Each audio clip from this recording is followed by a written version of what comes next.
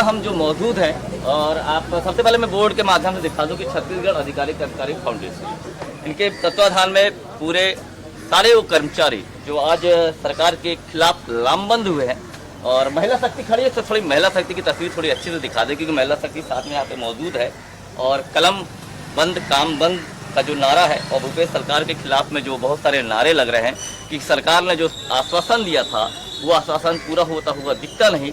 जो का जो नारा दिया जा रहा है वो शायद ये तस्वीर दिखा रहा है। और आप पे मैं कैमरा मैन थोड़ी अच्छी तस्वीर, खासतौर पे कि महिला शक्ति इस वक्त मौजूद है, मैं उनकी तस्वीरें बहुत अच्छे से जानना, और पंक्तिबद्ध मैं जानना भी चाहूँगा कि सरकार बहुत सारी घोषणाएं कर भी रहा है, सरकार बहुत सारे काम कर भी रही है, लेकिन आखिर ये कौन सी ऐसी नाराजगी है जो आज यहाँ लोग लामबंद हुए हैं।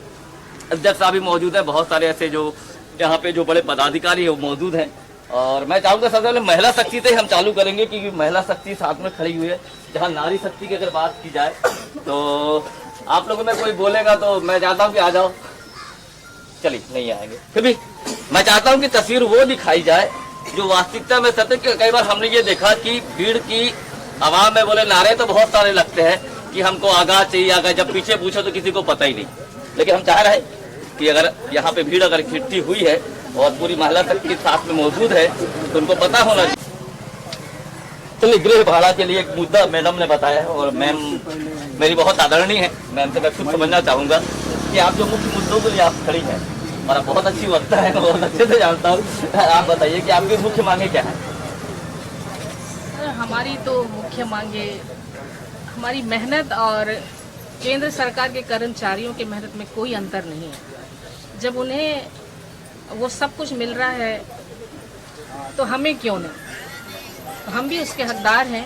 इसलिए लड़ाई में हम यहाँ पर इकट्ठे हुए हैं, और तब तक लड़ते रहेंगे जब तक ये मांगे हमारी पूरी नहीं होगी।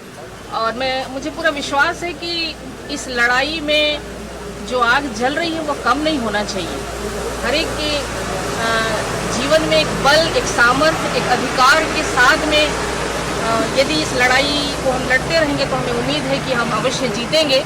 और रही हमारे भत्तों की बात, जैसे कि आप जानते हैं कि सचमुच में महंगाई काफ़ी बढ़ चुकी है, और जैसे बाहर से जो लोग आए हैं उनके लिए किसी चीज़ की घरों की सुविधाएं नहीं, तो गृह भाड़ा भत्ता तो मिलना ही चाहिए जैसे कि केंद्र सरकार को मिल रहा है।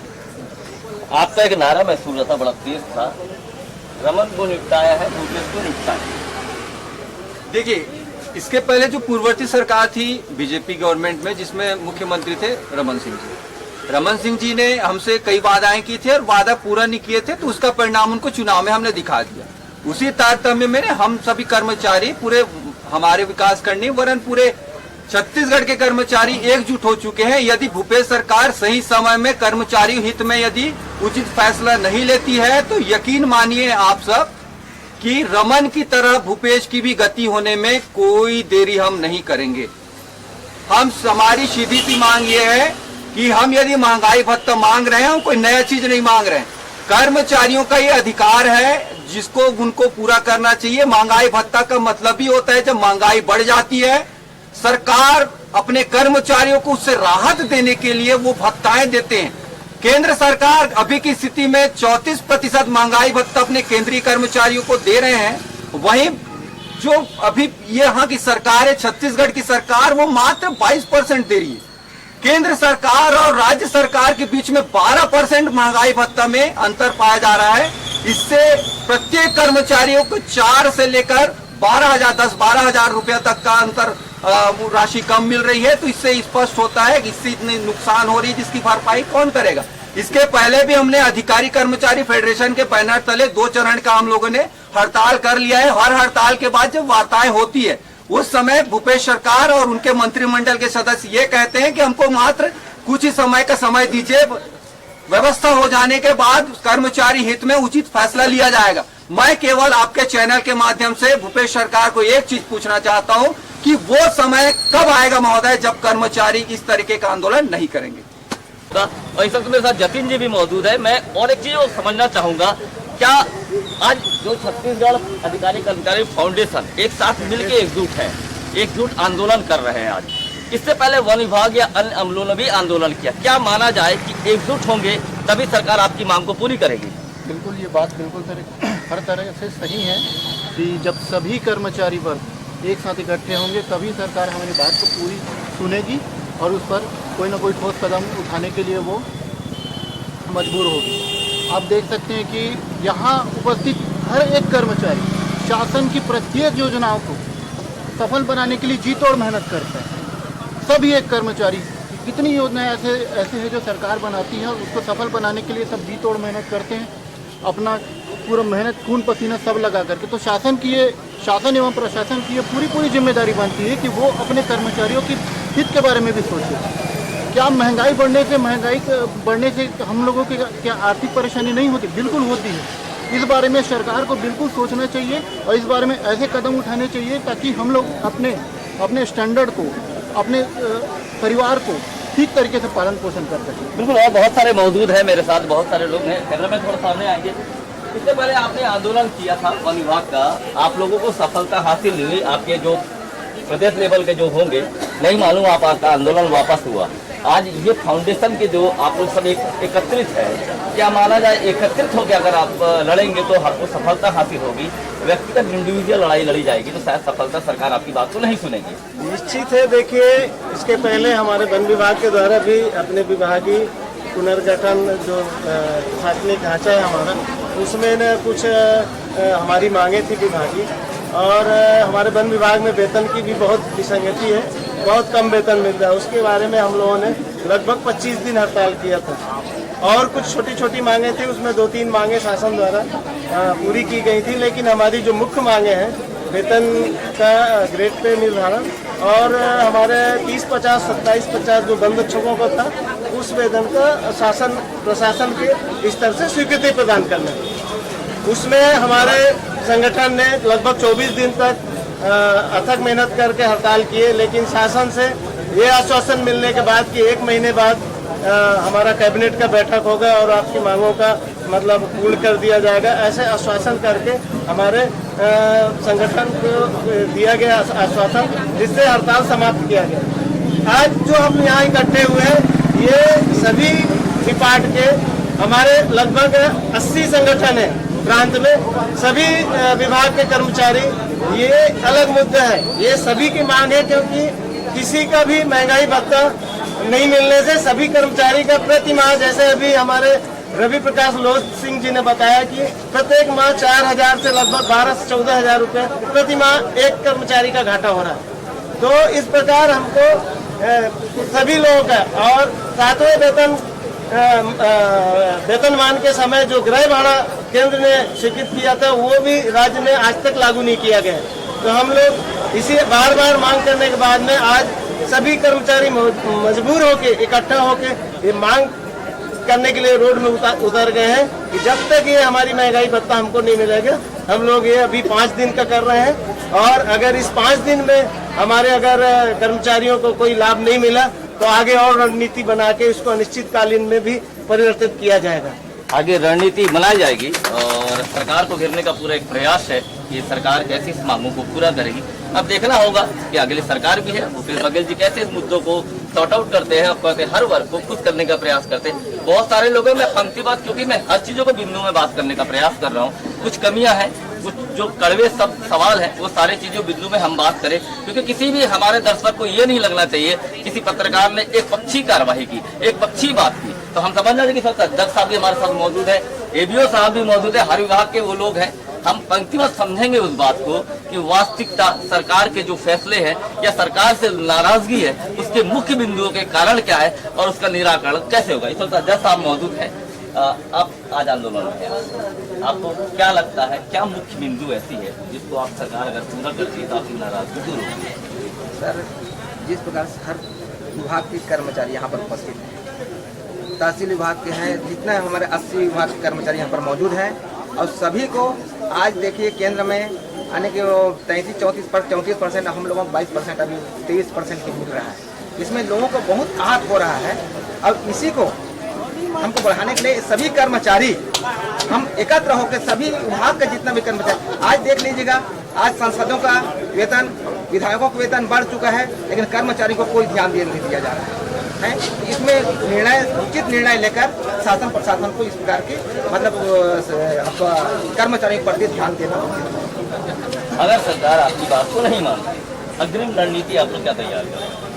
नहीं, अगर हमारी सरकार इस प्रकार नहीं मानते हैं तो हम अगले सत्र पे रणनीति तैयार करके हम अनिश्चितकालीन हड़ताल में जाने को। चलिए, मैडम खड़ी है, मैडम से बड़ा देर मैं समझ जाऊंगा। मैडम, आपका नाम क्या है?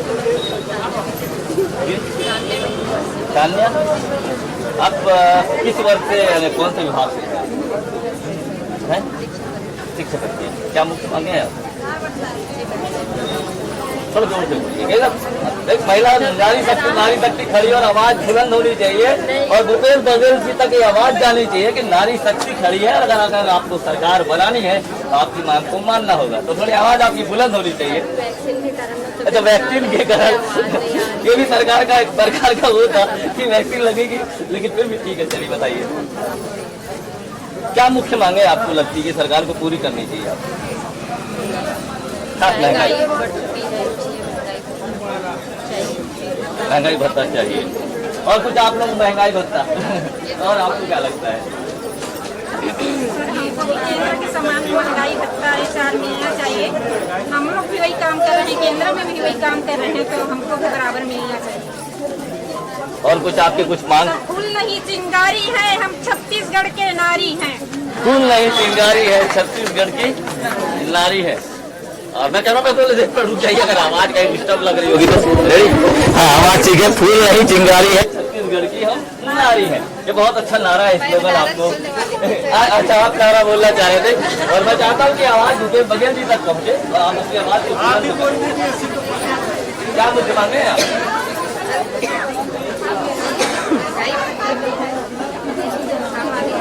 महंगाई भत्ता एक विशेष विषय निकल के आया है, और महंगाई भत्ता के साथ अन्य बिंदु में अगर हम बात करें, क्योंकि मैं सब चीज़ों को समझने का प्रयास करता हूँ। कोई जानबूझ के चीज़ों को, मुद्दों को आगे ले जाना चाहिए। हर चीज़ क्या लगता है आपको? मैं बताना चाहूँगा कि ये जो हमारी जो लड़ाई चल रही है वो एक पर्सनल व्यक्ति की नहीं है।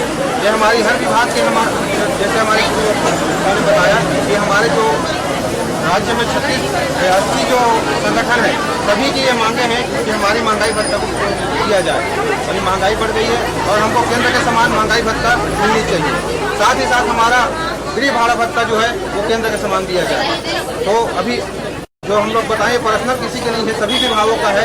सभी संगठन इसमें, हमारे छत्तीसगढ़ के अधिकारी कर्मचारी जितने भी संगठन हैं सब इसमें एकजुट हैं, और हमारे मुख्य मांग यही है कि हमारा महंगाई भत्ता को दिया जाए। कितने बिंदुओं में आप हड़ताल कर रहे हैं? हमारे मुख्य रूप से दो मांगे हैं। केंद्र के समान मतलब हमको जो है अभी 22% मिल रहा है, और वहाँ पर 34% मिल रहा है।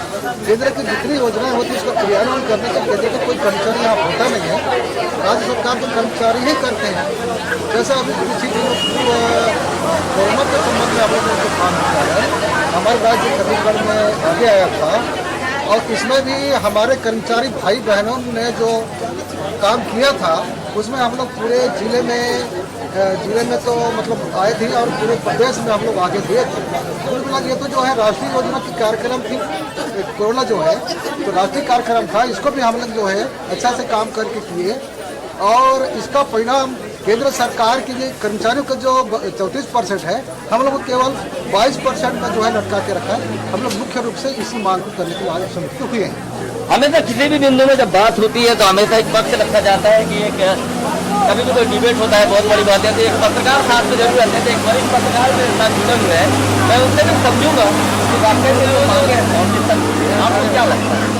फाउंडेशन की मांगों की जहाँ तक बात है, उनकी मांगे भी जायज़ है, पर अगर सरकार ने उसके बारे में वादा किया है, उनसे वादा अगर किया है तो वादा मेरे ख्याल से उनको पूरा करना चाहिए।